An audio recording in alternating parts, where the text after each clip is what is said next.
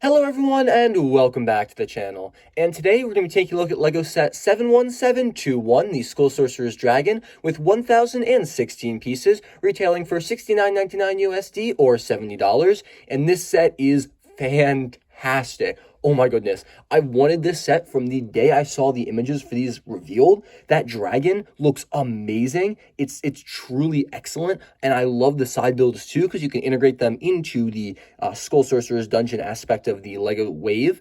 And honestly though, that dragon just looks amazing. And there are some great minifigures here. Now, I do apologize for the crappy quality on the box here. I actually went to Target and I found this set on the shelf and I was like, oh, okay, let's try this, because I lost the box. I cut it up and used the scrap for something else, and I forgot I hadn't filmed this intro yet, so I do apologize for that, but here's the back of the box, and it looks really, really good. We have that same image of all of these sets linking up on the top corner, and then we have the picture of the dragon itself, a really good lifestyle image, and on the bottom of the box, like always, we have pictures of the gameplay and play features and everything. Looks really cool, so without further ado, let's move on and take a look at the instruction manual. And here's the instruction manual for the set. It's got the same picture as the box, so the QR code in the bottom there. It's a very lengthy build. On the back, we have the Win Lloyd, as per usual with Ninjago sets. And then opening her up, we have a huge parts list. And then, surprisingly, no advertisement, just the play features of the set. However, there was one additional manual in this playset, and that was this right here, and this is where the advertisements are for the rest of the wave, with all the boxes down there. And then we have a little instruction sheet on how to play the actual game. And then on this side, we have a play mat that you can lay down and lay all the sets on their corresponding corners if you want more area to play the game. It's pretty interesting. They included this in pretty much every set, just something I thought I'd point out. And here's the model all built up, and it is massive. The wingspan on this dragon is unbelievable. It barely fits in my review station. I had to really jury rig something to record this, guys, because this dragon, I mean, holy crap, these wings are insane. And then something broke right here, unfortunately. Oh, there it is. Sorry, let's just fix that. But this dragon is massive. We also have a really nice side build here, which we're going to take a look at first, right after the minifigures. And then we're going to take a look at the dragon itself. And that's probably going to take a while because this build is so detailed. But let's take a look at those minifigures right now. All right, our first minifigure is going to be Nia. And she comes with this very, very nice spear. It's got one of those Hogwarts style pieces, a lightsaber hilt and then a lightsaber blade. Pretty nice. Then she has this really, really cool printed dragon shield piece, which is replicated with all of these silver ninja, all three of them. And it's got some amazing, it's on a Captain America shield, and it's got a beautiful dragon face right here.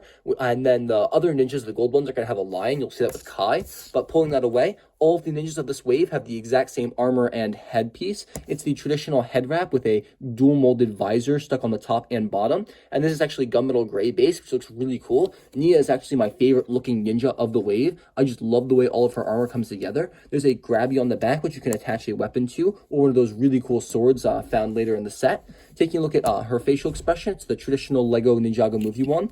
And then on pulling off her armor piece, which is a really, really nice shoulder pad right here, which leads into her silver arm. You can get a better look at her printing on the chest with some really nice blue highlights on her chest plate with some fur underneath, which continues down her arm right here. She's got a belt and then some little armor pieces on the bottom with some very nice wrapped legs. And then her armor plate continues on the back with the fur and the really cool designs. Definitely one of the best minifigures in this set, although the Skull Sorcerer's Dragon will definitely steal a cake for that one. But this is definitely my favorite ninja. All right, Jay is next, and he has probably my favorite weapon in the entire build. It's one of those blocks with a four-sided studs with a mace on the end, and it's got all these little Hogwarts pieces on a chain with a little modified lightsaber hilt. You can swing this around, kind of really knock over some guys, including Jay. It looks really cool, definitely my favorite. He's got the exact same shield piece as Nia. And then he's got the same helmet piece, except it's a dual molded blue and silver instead of gunmetal gray. And then taking a look at his face, it's the exact same from the LEGO Ninjago movie. Same armor piece as Nia. But where he differs is going to be this really, really clean shoulder and chest print. I love the metal arm. It really reminds me of Season 2 back when he had, I think it was the other side though. And I really love the crisp and cleanness of the silver chest plate right there, which is replicated on the back. His legs are dark blue. It has a nice blue belt with some wrapping, which is very similar to the Jays we've been seeing recently in Ninjago. I really love the look of this minifigure. It's very clean and crisp. However, I think it's a little too crisp for the kind of dungeon theme they're going for this wave. Our next minifigure is going to be Kai, and he's our first golden ninja. He has a machete with a modified lightsaber hilt and gold stud for a weapon. And he's got a lion print shield as opposed to the dragon print. It's the exact same mold, just a different print. And it looks really, really cool. I love the angry lion. I'm torn between which design I like better, gold or silver. And it's the exact same headpiece, red and gold this time instead of blue or gunmetal gray and silver. He's got the happy-go-lucky Ninjago movie face, which I don't like. And then the armor piece. Now, here's one thing I wanted to point out. His armor piece is gold with a gold clip. Their armor pieces are silver with a silver clip. I really wish we could have gotten that clip piece redone in silver for this. I don't think it's ever appeared in that color before, but I think it would have been really beneficial to match all the armors and everything. It would look really nice. Kai has two the same colored arms, which is a rarity. He's got that same lion print redone on the center of his chest, blocking out all of the printing. You can see a bit of robes underneath, which continue down onto his legs and his belt. On his back, he's got just some crisscross straps, no unique printing there. It's a really good-looking figure, though. Very clean. The red and gold really, really sell it. I love the combination here. Definitely one of the best gold ninjas. While not technically a minifigure, I'm going to use this character to bridge the gap between the ninjas and the villains. This is the statue replicated in one of the play features here. Very nice axe piece and then a dinner plate or a shield. And there's no printing whatsoever on this character. Pretty basic use of the kendo armor. Just figured I'd talk about her because technically it is a minifigure. Our next two minifigures are identical. We get two Awakened Warriors in this set, and they're very, very cool. They have a pearl silver katana with a black helmet with a black bone, reminiscent of Garmadon's helmet from way long ago. The Jafar armor right there, or Jafar armor, with a very nice black skull with green printed eyes, and then the traditional Ninjago skeleton body with arms and feet, no boots. Looks really, really cool. I'm very glad to get two of these guys in the set. They make great minions and army builders. However, I think you only get four if you buy every single Ninjago set from this wave, which is very disappointing considering they're like a huge army in a TV show. I would have loved for some more, but I think it's really good we get two in this set. And our final minifigure is undoubtedly the best in the entirety of the wave. We have the Skull Sorcerer himself, and it's so cool. The accessory is my favorite with a very nice neon green or yellow skull with some really wicked printing on it, which I believe flies around and can talk. And then the minifigure itself, for printing alone, is beautiful. We have a Celtic knot in the center of the chest with some really nice green tassels hanging off of it, with some lettering going all the way down the robes, fluid printing from the shirt to the robes, with some stains on the bottom, which looks great. There are some really nice Chima bat wings attached with one of those over-the-neck attachments, the clear ones. And then there's no printing on the back of the dress, unfortunately. However, we do have some back printing we'll get to in just a second. The facial print is hidden underneath this helmet, which is a dual-molded helmet and mask kind of thing. It's got a cornicle hat, except it's not the traditional Ninjago style. It's got some rips and tears in it with some extra detail. We've got this kind of like kabuki mask kind of bird. I'm not sure what it's supposed to represent, but it's terrifying. White with some black eyes. Then underneath we have the facial print of the Skull Sorcerer himself, with some very upset lines and everything. Bushy eyebrows, green eyes. No back facial expression though. And let's pull that off along with the wings. It's a little bit of a tight fit. I don't often take this character apart. And then we'll put the head back on. And that gives you a clear and unobstructed look of the torso print, which had some extra stuff at the top there along the knot, with some black arms and white hands. And then on the back, we just got some more tassels and some more like weaving printing and everything. This minifigure is amazing. And definitely, I'm really glad we get two in one in this set and one in the next set. And it just, the printing is amazing. I cannot express how much I love this figure. I think it's definitely one of the best in the set.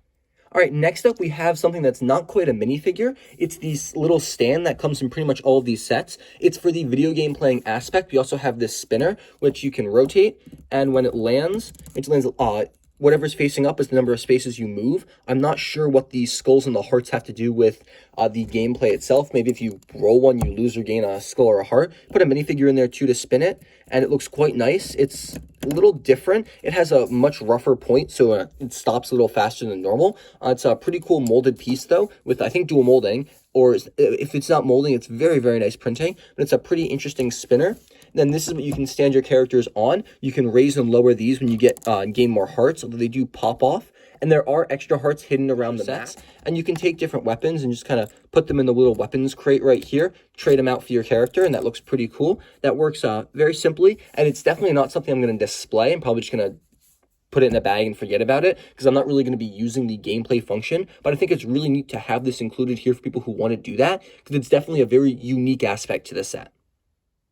And we're back, and now it's time to take a look at just the side builds itself. All right, and here's the build of the set, and we're gonna clear out these minifigures real quick and take a look at it. It's pretty nice. They have you build it in 2 separate pieces. The disconnect is right there. So we're gonna look at this piece first. There's a swinging play feature where you can rotate this to move the bridge to any portion of the set. You can just set a minifigure on it, and there is a Dizzy sticker there, and you can rotate him all around.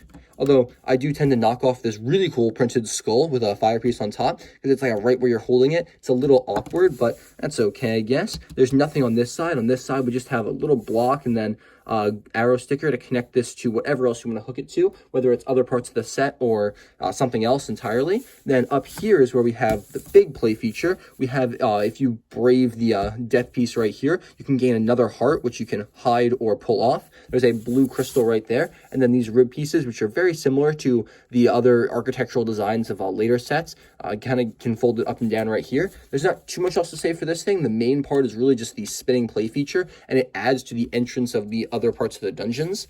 And then this section has a really neat play feature. We're going to use Kai here. If you're walking along and you jump on this tile, it knocks the lady's statue directly onto you, and it's a pretty cool play feature. Works pretty well. You just kind of hit this.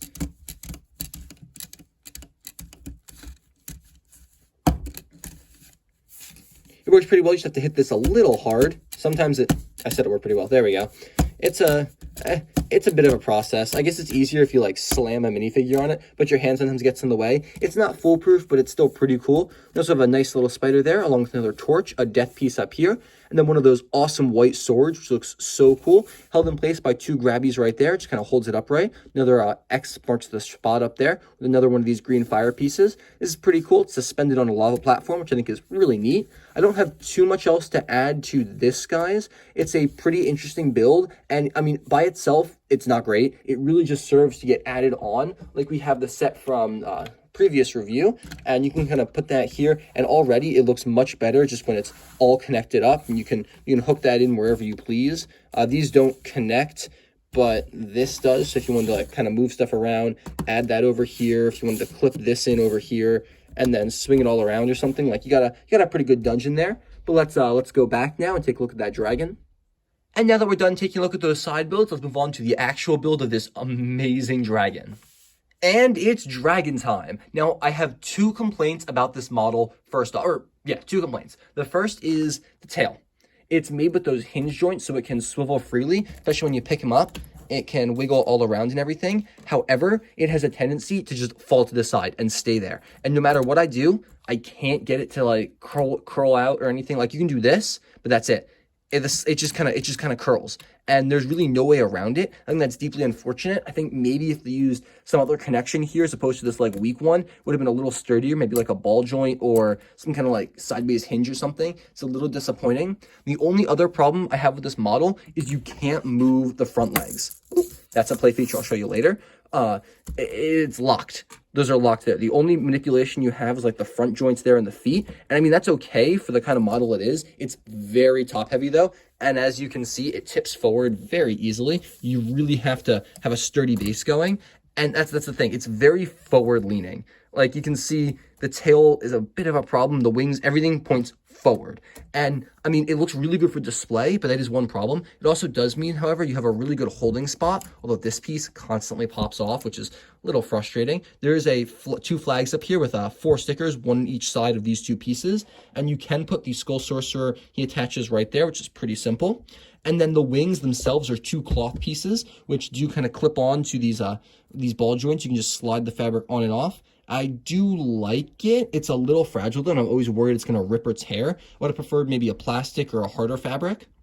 And there's a ton of spikes all around, which looks great. These wings have little to no posability. You can wave them up and down like that. I'll show you how much you get. You can move them kind of forward and backward, but there's not too much flapping. I guess the backward look isn't terrible for the dragon, but I really do like the spread out like that. It really gives you a full idea of this huge wingspan here. There is a play feature in this dragon. The ribs do open. They press down 2 things right there, and you can have them drop that sphere. In here is just a bunch of black spiders and some dots and everything. I'll show you that in a second. What you do is just kind of push those right there, and that's what opened the ribs. The feet on the back are using these connections, which so much more posable, which I think is really, really good. So you can technically, I guess, stand the dragon up, but it's not going to stay like that. And then the feet, of course, are fully posable. And then the front, these feet are really cool. They have a lot of different claws and everything. Use some droid bodies. It looks pretty nice, pretty solid.